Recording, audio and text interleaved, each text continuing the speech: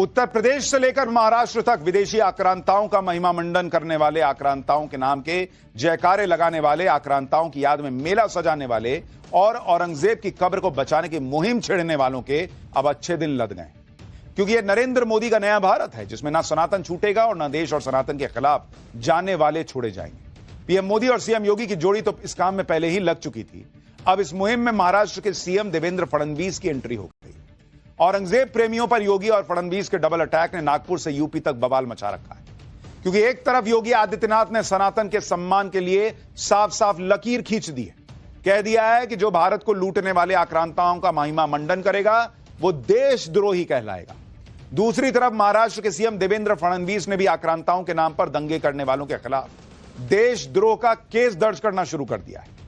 CM योगी और देवेंद्र फडणवीस को यह सब इसलिए कहना पड़ा क्योंकि पिछले कुछ दिनों से महाराष्ट्र से लेकर यूपी तक औरंगजेब और महमूद गजनवी जैसे क्रूर आक्रांताओं के समर्थन में कुछ लोग नैरेटिव सेट करने की कोशिश कर रहे हैं। योगी सरकार को आक्रांताओं की याद में लगने वाले मेले लगाने से रोकने पर जंग छेड़ने का चैलेंज दिया जा रहा है। महाराष्ट्र में औरंगजेब की कब्र को बचाने के लिए बवाल हो रहा है। पहले इस दोनों ही जगह जो बवाल हो रहा है उसकी एक झलक देखिए, फिर आपको नागपुर हिंसा के पाकिस्तान और बांग्लादेश कनेक्शन पर हुए बड़े खुलासे की भी बात बताऊंगा।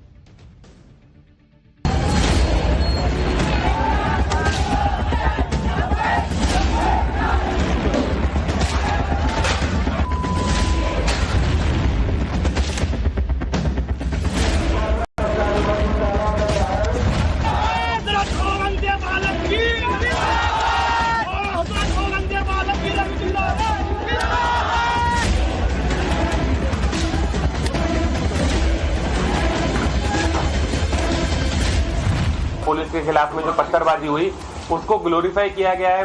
मैं भी आऊंगा और मेरा बेटा भी आएगा उस औरंगजेब की कब्र का नामो निशान मिटाने।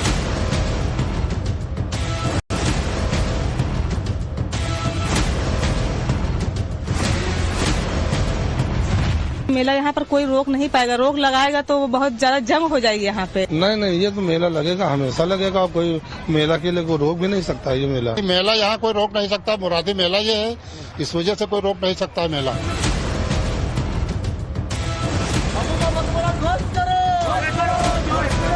आक्रांता का महिमा मंडन का मतलब देशद्रोह की नींव को पुख्ता करना और स्वतंत्र भारत ऐसे किसी देशद्रोही को स्वीकार नहीं कर सकता है। महाराष्ट्र में औरंगजेब जैसे क्रूर मुगल आक्रांता की कब्र हटाने की जो मांग उठी उसकी गूंज अब यूपी तक पहुंच चुकी है। यूपी में संभल से लेकर बहराइच तक महमूद गजनवी के सेनापति सालार गाजी के नाम पर लगने वाले मेले पर रोक लगाने की मांग हो रही, तो मेरठ में औरंगजेब के वजीर रहे अबू मोहम्मद खान की कब्र हटाने की मांग उठी है। योगी सरकार ने विरोध के बाद जब संभल में प्रशासन ने सालार गाजी की याद में लगने वाला नेजा मेला उस पर रोक लगाई, तो उसके बाद भदोही, जौनपुर, बहराइच समेत यूपी के कई शहरों में इन आक्रांताओं के नाम पर लगने वाले मेले को रोकने की मांग जोर पकड़ने लगी। सालार मसूद गाजी की याद में किए जाने वाले आयोजनों पर रोक लगाने की मांग को लेकर हिंदू संगठन प्रशासन से लगातार मांग कर रहे हैं। दूसरी तरफ सालार गाजी को संत मानने वाले समर्थक कह रहे हैं कि अगर नेजा मेले पर रोक लगाई तो बहुत जंग हो जाएगी, जंग। बहराइच में जब नेजा मेले पर रोक लगाने की मांग हुई तो सैकड़ों लोगों की भीड़ जमा हो गई। ये वही लोग हैं जो इतिहास में दर्ज लुटेरे और दरिंदे सैयद सालार को हीरो मानते हैं। ऐसे ही लोगों को टाइट करने के लिए आज सीएम योगी खुद बहराइच पहुंचे, जहां सालार मेले के नाम पर संभल जैसा माहौल बनाने की कोशिश की जा रही है। लेकिन आज सीएम योगी ने दो टूक कह दिया कि जो भी आक्रांताओं का महिमा मंडन करेगा उसको एंटी नेशनल, देशद्रोही माना जाएगा और नए भारत में ऐसे किसी देशद्रोही को स्वीकार नहीं किया जाएगा। सुनिए सीएम योगी ने क्या चेतावनी दी है। उसके बाद बहराइच में सालार गाजी के मजार के नीचे सनातन का कौन सा सबूत दबा है यह भी बताऊंगा। जब भारत की सनातन संस्कृति और भारत की परंपरा का गुणगान दुनिया कर रही है, तब भारत के महापुरुषों के प्रति श्रद्धा और सम्मान का भाव हर नागरिक का दायित्व होना चाहिए और इन स्थितियों में किसी भी आक्रांता को महिमा मंडन नहीं करना चाहिए। आक्रांता का महिमा मंडन का मतलब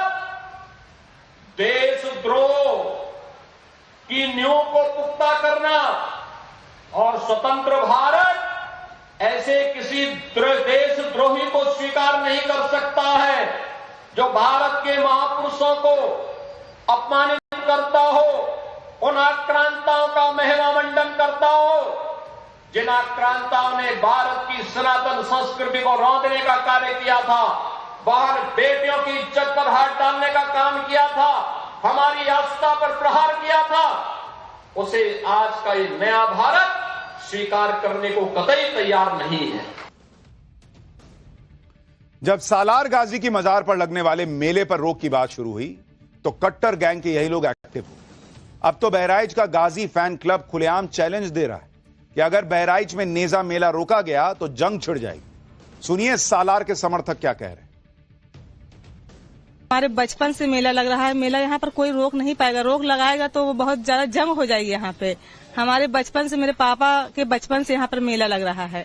अगर कोई रोब या कोई आरोप लगाएगा तो यहाँ पे एक जंग छिड़ जाएगी। हर साल मेला लग रहा है, लगता आ रहा है, लगा ऐसे ही लगेगा। मेला कहाँ मेला रोकने की मांग करेगा तो उसे बर्दाश्त नहीं किया जाएगा, पूरा खिलाफ हो जाएगा। मेरा दरगाह पूरा हमला कर देगा जो आएगा ये बात करने के लिए है। मेला यहाँ कोई रोक नहीं सकता, मुरादी मेला ये है, इस वजह से कोई रोक नहीं सकता है। मेला कितना भी तंगी कर रहे हैं, कितना भी गाड़ी रोक रहे हैं, कितना आदमी परेशान भी हो जाता है, तब भी मेला आता है। मंत्री जी ओमप्रकाश राजभर के बेटे अरुण राजभर, उनका कहना है कि मेला क्यों बिल्कुल नहीं लगना चाहिए। मेला तो यहाँ लगेगा, मेला नहीं रोक सकते हैं। अब कह रहे हैं बहराइच में भी मेला नहीं लगना चाहिए। नहीं, ये तो मेला लगेगा, हमेशा लगेगा। कोई मेला के लिए कोई रोक भी नहीं सकता। ये मेला ये गाजी सरकार का हिस्सा है।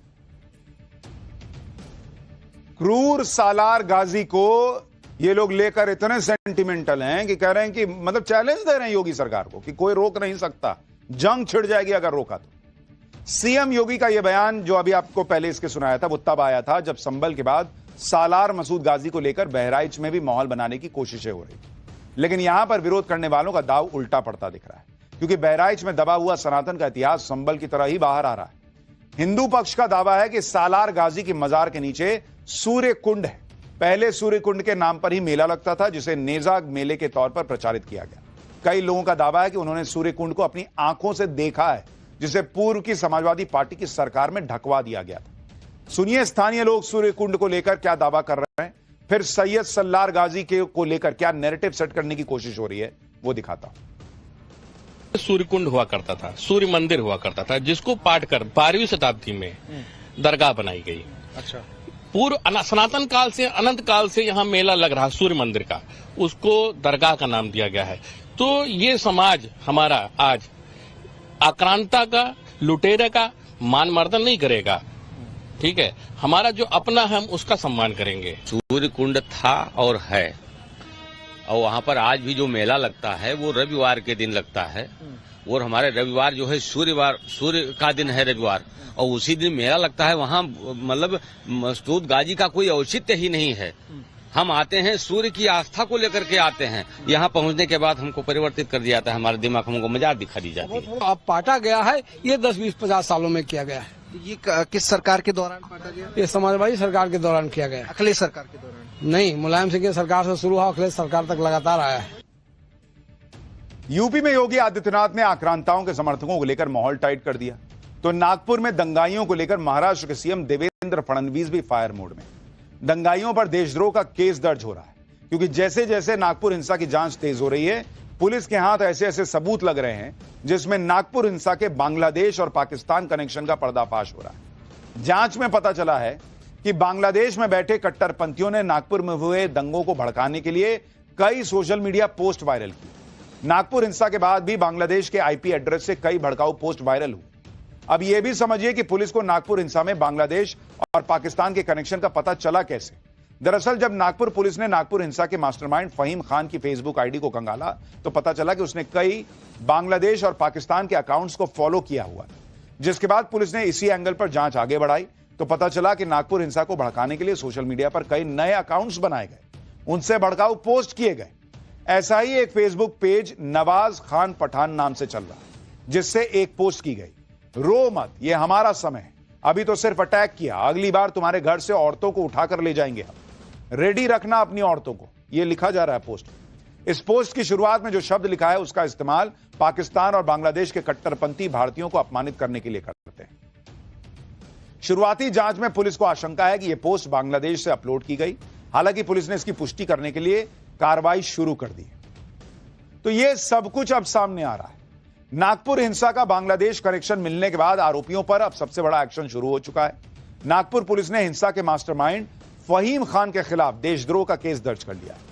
फहीम खान पर भारत की एकता और अखंडता को नुकसान पहुंचाने का आरोप है।